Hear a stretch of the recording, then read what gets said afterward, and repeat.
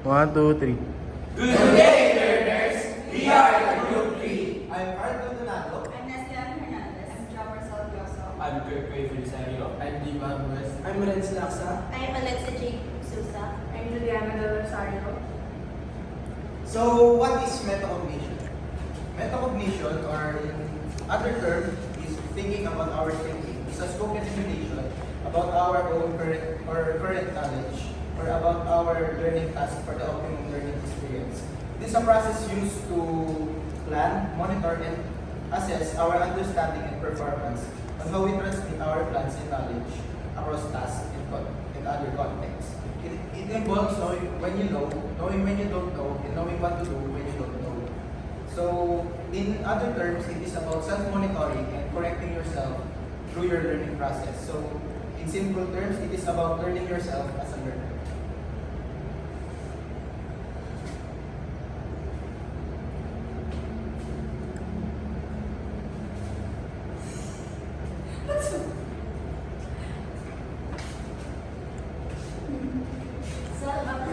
Self-appraisal is your personal reflection on your knowledge and capabilities. Similar ideas are referred to as metacognitive knowledge or understanding how you think, and metacognition, regulation, or modifying your thought patterns to improve learning. A number of factors fall under the category of metacognitive knowledge and influence how you perceive or evaluate your own thinking abilities.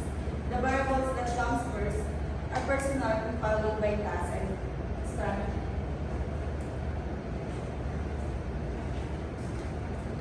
Now moving on to self-management of cognition.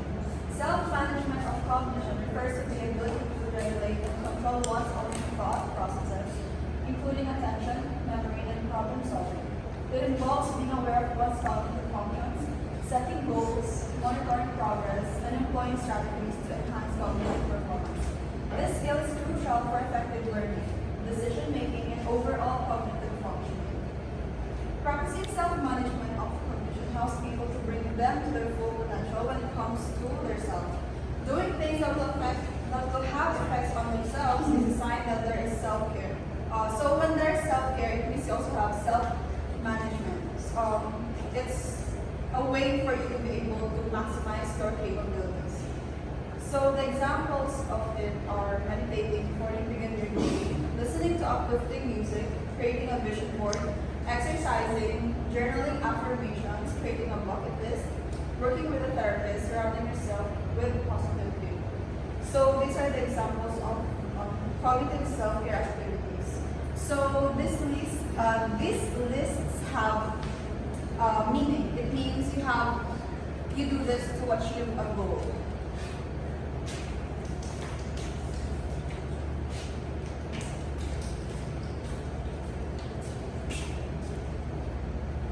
Variables of metacognitive knowledge.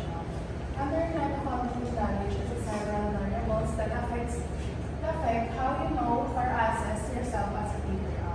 First is personal variable. You evaluate your strengths and weaknesses in learning. Reflects on past experiences, your experiences in life. Identify preferred learning style. So we have a different learning style to learn. So it is up to you how you prefer some to learn things. Assess study habits. Prefer more time on studying on sense things than nonsense things. Recognize motivational factors. Seek feedback as your close friends or someone that if you have good feedback for your process in life, and set realistic goals to evaluate strength and weaknesses in learning. Number 2 is task variable. This refers to your understanding or perception of the task nature and your strategies if necessary. Complexity and nature influence how you adapt mental strategy to meet unique challenges, learning, and problem solving. Task variable how you manage your problem, how you handle it, and how you resolve it. Third is strategy variable refers to what strategies or skills you already have in dealing with certain tasks involve choosing and adapting approaches to tasks, regulating cognitive process, and applying effective techniques of optimal outcomes. So, learning some things with different strategies that can help you to improve better.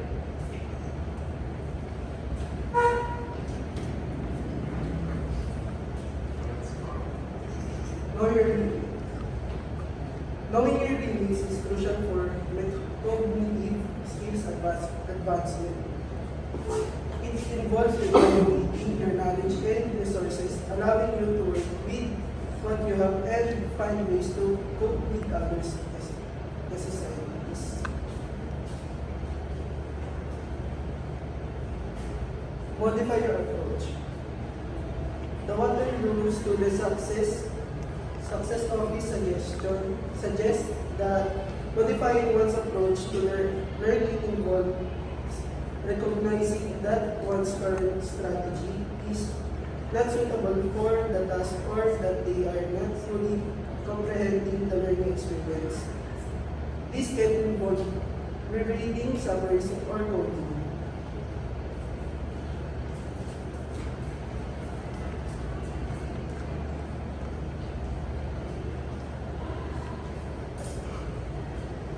Skimming.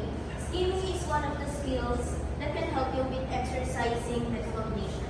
It is basically used to read more in less time by looking only for the general or key ideas of the reading material.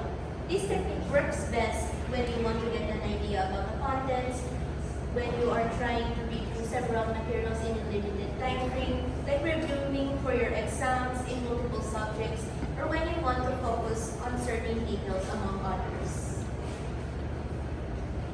For rehearsing, this is not just repeatedly talking, writing, or doing what you have learned, but also trying to make a personal interpretation or summary of the learning experience. It is one of the fun ways to exercise metacognition by imagining yourself as, for example, putting yourself in the shoes of a teacher. And you can try to convey what you know and insert your opinions and other personal takes as well. So just be sure that the key concepts are well understood and are still in line with the source material. Self-test. Responsibility of the result, you must process them to learn every lesson that you can take about yourself, about the topic and other people or things. By having a more positive attitude towards mistake, you will also have the courage to venture into new and unknown learning experiences that may one day interest you. Self-testing is the process of trying to recall what you have learned or studied without looking back at the material. Self-testing is similar to practice testing and practice quizzes. All of these activities involve retrieval practice, trying to recall or retrieve information from memory. Parang trial and error on things that we have all the time. Self-test is the thing that we are doing if we are testing our capability through certain things. Kahit yung simpleng magtatanong after natin magbasa ng book o story set test to you. For example, in the field of basketball, you are trying to have field goals. So, sa pag-shoot mo after mo gawin yun, i-analyze mo paano mo siya nagawa at anong position ang effective. One of example of self-test na yun. All in all, in everything, we could apply self-test if we want to enhance our capability and learn from our mistakes.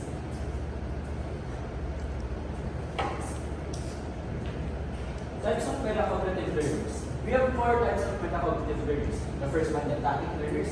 Learners who are unaware of their metacognitive processes, although they know the extent of their knowledge. Aware learners. Learners who are aware of some metacognitive strategies, but use techniques that are not always planned. Strategic learners who strategize and plan their course of action towards a learning experience.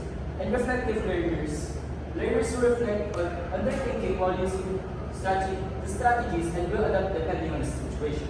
So, for me, if you ask me what type of learner is best to be, I suggest to be more of a reflective learner because as we go through learning processes, we encounter situations where the thing that is most comfortable for us or the learning technique that we use that we most often use wouldn't work. So that is why you must learn to always reflect and adapt to any situation.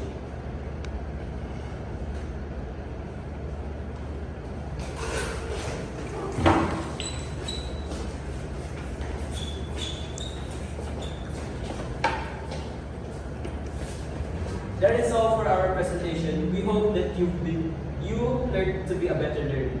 Thank you. Thank you. Thank